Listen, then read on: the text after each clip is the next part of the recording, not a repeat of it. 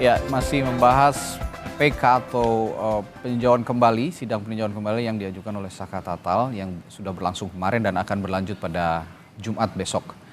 Dan saya akan tanya kembali tadi soal kedudukan hukum Ibtu Rudiana. Dan saya juga meminta pendapat dari Bung Krisnamurti sejauh ini.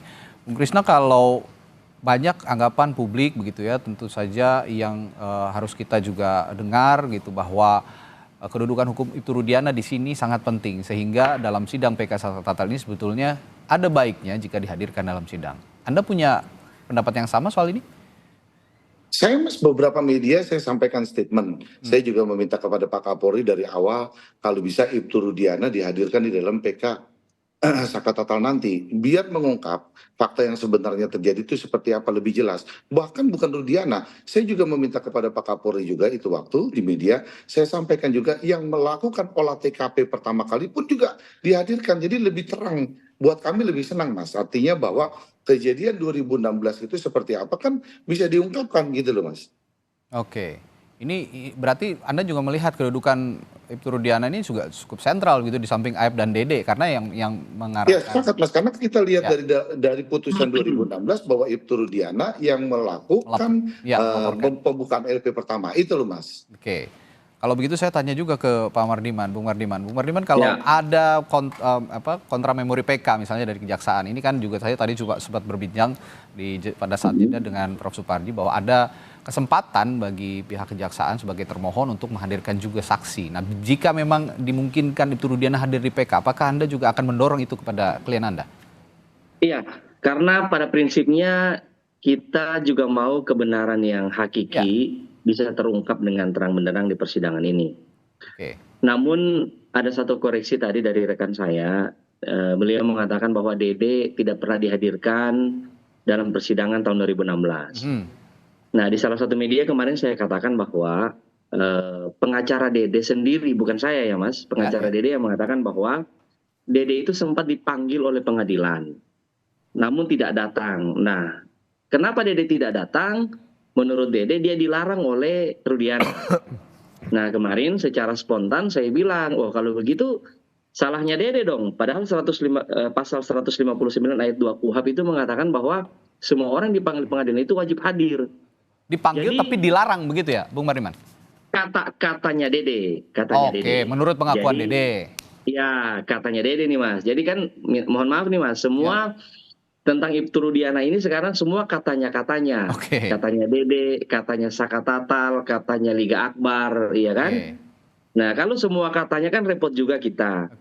Nah, jadi sekali lagi saya ingin tegaskan bahwa apapun yang diminta nanti asalkan oleh aparat hukum yang ini ya, bukan oleh pers, bukan oleh tekanan netizen atau siapapun, kayak kalau diminta oleh ini kita pasti hadir. Saya kira pasti hadir. Ya, karena ini penting sekali untuk menghindari yang katanya itu tadi. Kalau memang berbicara di depan lembaga peradilan tentu saja ini akan sahih begitu keterangannya, begitu ya, Bu? Iya. Terlalu banyak katanya ini Mas terhadap klien kami ini. Kasihan juga beliau nih. Oke, ya ini ada baiknya juga.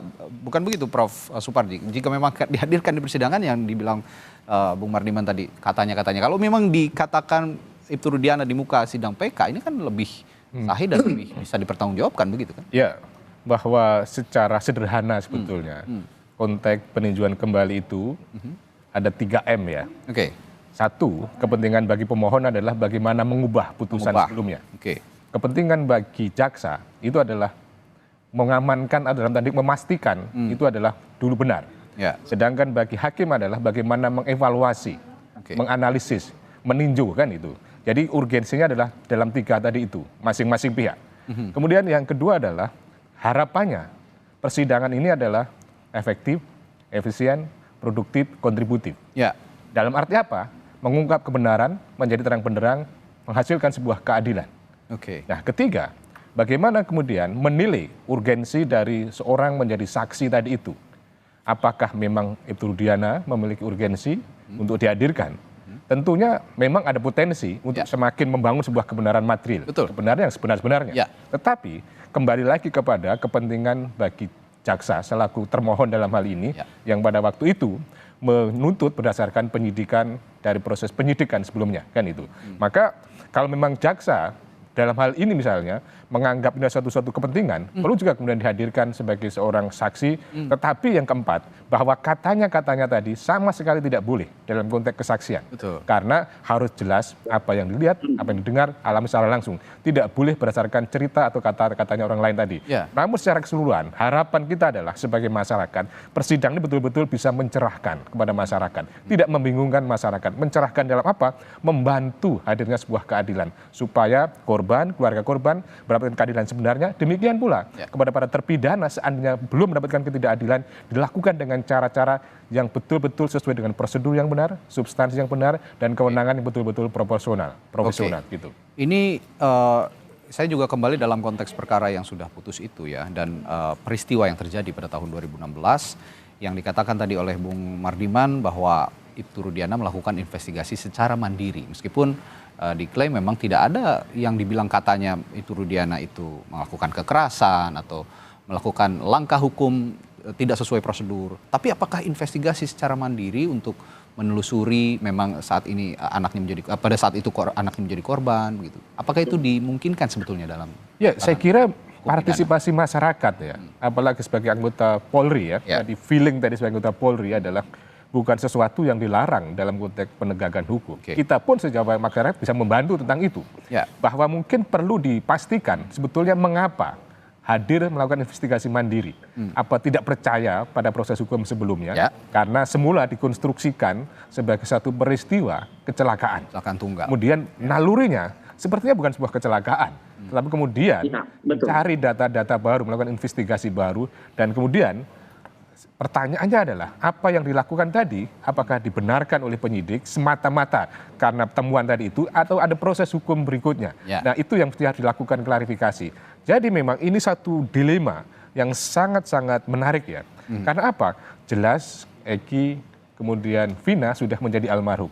Pertanyaannya adalah apakah memang itu kecelakaan? Kalau kecelakaan memang tidak harus ada yang kemudian diadili diminta pertanggungjawaban kalau kecelakaan murni ya yang bersangkutan. Tetapi kalau ternyata ada yang kemudian ternyata ada pembunuhan, maka pertanyaan kan harus yang bertanggung jawab.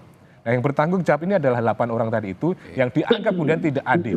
Maka ketika ini betul-betul sebagai pembunuhan, 8 orang kemudian mengelak sebagai pelaku pembunuhan tadi itu, lalu siapa yang harus bertanggung jawab? Itu kan pertanyaan besarnya. Jadi pertanyaan yang menarik adalah apakah ini betul-betul sebagai satu pembunuhan atau betul kecelakaan? Itu yang harus dijawab sebetulnya itu. Oke, nah dalam konteks itu. Bisa saya jawab Mas? Ya, silakan.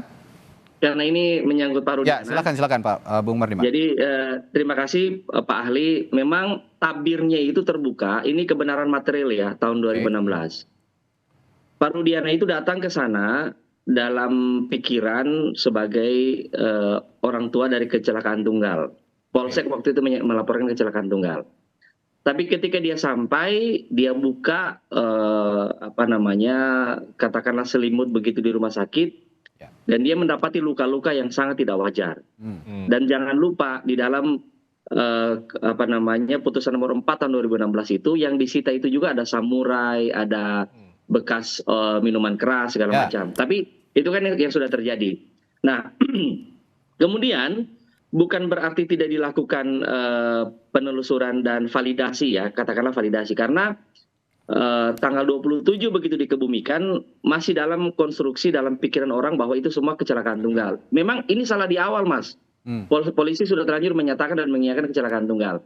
Nah dalam investigasi mandiri itu pun Ibtu Rudiana tidak serta-merta atau gerasa-gerusu gitu ya. Terbukti dengan dia mulai mencari keterangan-keterangan di malam kejadian itu sampai akhirnya tanggal 6 dan tanggal 7 ini mungkin yang sering juga dilewati oleh media itu dilakukan juga ekshumasi. Ya kira-kira seperti Brigadir J lah ya digali kembali dan diperiksa. Nah dicocokkan dengan posisi mereka jatuh pada saat itu. Sebelah kiri kalau nggak salah yang padahal spakbornya yang ini cuma sebelah kiri kemudian pada saat itu helmnya utuh tapi kok palanya sampai lembek gitu Mas. Mohon maaf nih saya agak ngomong hal itu ya. Kepalanya lembek kemudian giginya rontok semua. Padahal helmnya tergores pun tidak gitu ya. Maksudnya sangat tidak masuk akal kepala dalam helm, kepalanya yang hancur, helmnya baik-baik aja gitu kan. Nah, hal-hal seperti ini membuat Rudiana mengatakan bahwa pasti ada yang tidak benar dengan ini. Saya juga tidak langsung mengatakan bahwa semua yang diputus dalam putusan nomor 4 tahun 16 itu ada 2016 itu adalah pelakunya. Saya tidak boleh juga begitu ya. Mari kita cari kebenaran hakiki. Tapi kalau dikatakan ini adalah kecelakaan seperti yang rekan saya bilang tadi bahwa ada dugaan, menurut saya ini bukan kecelakaan. Ini pasti pembunuhan gitu. Oke. Pak Mardima, tapi begini, apa pendapat Anda juga tentang minimnya physical evidence atau bukti fisik ketika sidang bergulir di tahun 2017, termasuk tadi ketika ada ekshumasi, tentu saja ada bukti fisik yang bisa dibawa ke persidangan, lalu juga tes DNA yang tidak terungkap juga ketika para terpidana ini dikatakan kalau memang melakukan tindak kekerasan harusnya ada DNA para terpidana ini dalam barang bukti yang menempel di dalam barang bukti ataupun di dalam tubuh korban begitu. Bagaimana pendapat Anda soal ini?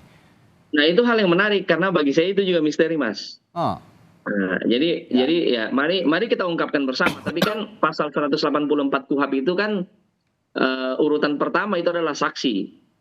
Nah, apakah kemudian pada saat saya tidak bermaksud mencampuri sampai sana ya, tapi pendapat saya pribadi. Apakah pada saat itu penyidik meyakini cukup dengan saksi saja? Ini kan saksi-saksi banyak nih, ya kan? Nah, berpedoman pada pasal 184 KUHP, ya kalau tindak pidana itu saksinya sudah banyak, kemudian mungkin di CCTV waktu itu memang ada karena setahu saya ada beberapa CCTV yang disita saat itu. Ya kalau menurut penyidik pada saat itu sudah cukup, kemudian jaksa juga sudah cukup, dia nyatakan P21, berarti mestinya tidak ada masalah dong, Mas. Ya kan? Kalau mestinya ada yang kurang dari proses itu, mestinya jaksa P19 kan dong, minta scientific identification yang lain gitu. Tapi menurut hemat saya, jika melihat kondisi seperti itu, berarti yang ada andil untuk melakukan kesalahan juga kejaksaan. Kenapa begitu percaya saja begitu kira-kira Prof dengan kondisi seperti itu dan tidak menggali pada saat sidang tahun 2017. Nah, ini saya tanyakan juga ke Pak Krisnamurti, Bung Krisna. Apakah dalam PK besok juga sisi ini akan dimunculkan bahwa semata-mata ada kesalahan dari pihak kepolisian, tapi kejaksaan juga saat menuntut tidak mempertimbangkan kejanggalan-kejanggalan yang dimunculkan pada saat proses penyidikan oleh polisi. Apakah itu juga jadi poin dalam sidang tanggal 26 besok? Justru yang saya katakan tadi, dari polisinya dia menetapkan pasal 351 lalu undang-undang anak, kenapa itu bisa menjadi 340? Nah, lalu sedikit Mas, saya luruskan bahwa dengan hadirnya kita hadirkan Pak Sisna dengan Pak Ugro karena pengetahuan kita juga terbatas, makanya kita tanyakan kepada ahlinya yang sudah 35 tahun berdinas. Karena kami melihat dalam putusan itu jelas bahwa Pak Rudiana yang melaporkan, lalu Pak Rudiana yang menangkap, dan tanpa surat tugas. Itu ada dalam putusan 2016. Lalu keterangan Dija Akbar dan keterangan Dede, dia yang mengarahkan apakah diperbolehkan seorang anggota polisi melakukan itu. Nah, kami kan terbatas kemampuannya. Kami akan tanyakan itu. Lalu kemudian adanya senjata tajam yang menjadikan bukti. Sementara hasil visumnya itu tidak ditemukan adanya luka tusukan di dada dan ada sayatan, itu nggak ditemukan. Dia mati adanya benturan di belakang kepala. Itu yang ditemukan hasil visumnya. Lalu gini Mas, kejadian ini kan ada 2 Polres yang menangani awalnya. Bahwa Polres Kabupaten mengatakan ini adalah kecelakaan. Lalu kemudian di belakang showroom itu masuk dalam Polres Kota. Dilakukan olah TKP, di TKP pun juga tidak ditemukan adanya tanda-tanda terjadinya pemerkosaan, terjadinya pembunuhan. Misalkan kayak pembunuhan, kita motong ayam aja ada 1 titik darah atau 2 darah, bisa dapat ditemukan. Makanya saya minta hadirkan kalau bisa Pak Kapolri, dihadirkan yang melakukan olah TKP, jadi biar jelas gitu loh Mas. Baik, terakhir Pak Pardi, Pak Prof. Supardi, besok jika memang ingin persidangan PK ini meluruskan peristiwa yang terjadi pada 2016, lalu persidangan yang sudah putus dan banyak orang meragukan bahwa putusan itu betul begitu. Dalam sidang PK besok yang paling bisa menunjukkan kepada publik bahwa inilah kebenaran sesungguhnya, di poin yang mana kira-kira? Ya, mengacu pada momentum lahirnya PK dalam sistem hukum kita, yaitu kasus Senkan Karta. Betul. Yang itu secara signifikan, yang kemudian langsung berpengaruh bebasnya para terpidana pada waktu itu adalah adanya pengakuan dari pelaku yang sebenarnya. bahwa bukan yang dihukum yang melakukan pembunuhan, tetapi kemudian dialah yang melakukan pembunuhan, sehingga kemudian bebas yang bersangkutan yang terpidana tadi itu. Mengacu pada itu bahwa harus ada bukti-bukti secara konkret ya, yang kemudian menyatakan bahwa Saka Tatal atau terpidana yang lain itu bukan sebagai pihak yang melakukan pembunuhan, ya satu, membuktikan adalah bahwa ini adalah satu peristiwa kecelakaan tunggal. Kalau maksudnya bisa dibuktikan, itu adalah akan berpengaruh secara signifikan. Kedua, membuktikan bahwa yang terpidana ini bukan pelaku. Lalu ketiga adalah membantu seandainya ini ada satu konstruksi pembunuhan, itu ada pelaku-pelaku yang lain. Jadi itu jenjang-jenjang yang mungkin secara prediktif bisa terjadi. Tetapi konstruksi yang dibangun selama ini adalah bahwa pihak terpidana itu mengatakan ini adalah sebuah kecelakaan tunggal. Sementara konstruksi dari korban, keluarganya, dan kemudian jaksa adalah ini adalah satu pembunuhan ya. Maka untuk itu menjadi satu pertarungan yang menarik mana sebenarnya yang benar. Pada sisi yang lain adalah menjadi penting perbaikan momentum penegakan hukum kita ini. Bagaimana ada koreksi secara jujur ya, secara otentik ya dilakukan oleh penegakan hukum itu, bahwa criminal justice system itu tidak kemudian dikonstruksikan suatu pola yang harmoni. Mesti harus ada satu proses pembagian peran yang betul-betul saling mengoreksi. Misalnya apa? Bahwa dalam proses penyidikan sudah ada SPDP. Bagaimana kemudian jaksa bekerja dengan cara baik, melakukan supervisi, koordinasi, P19 betul-betul ditindaklanjuti. Dengan demikian adalah nanti ketika dituntut itu sudah betul-betul sebagai kebenaran material. Jadi memang ada pertanyaan menarik tadi bahwa belum ada pembuktian-pembuktian secara saintifik dan sebagainya, mestinya itu akan membantu untuk kebenaran material. Tetapi penyidik, penuntut maka sudah benar, maka akhirnya menjadi putusan itu. Dan bahwa dihormati putusan yang sudah ada dan kita berikan ruang untuk melakukan PK untuk hadirnya sebuah keadilan, dan kita tunggu betul hakim PK ini menghadirkan sebuah mahkota indah sedap pada mata bagi para pencari keadilan. Sepakat. Dan ini juga jika sedikit merunut ke belakang bahwa sidang PK Saka Tatal ini adalah stepping stone dari putusan pra-peradilan Peggy. Nanti jika memang Saka Tatal ini dikabulkan, PK-nya bisa juga jadi stepping stone atau batu loncatan bagi para terpidana yang masih ada di di penjara saat ini dan dalam upaya dibebaskan.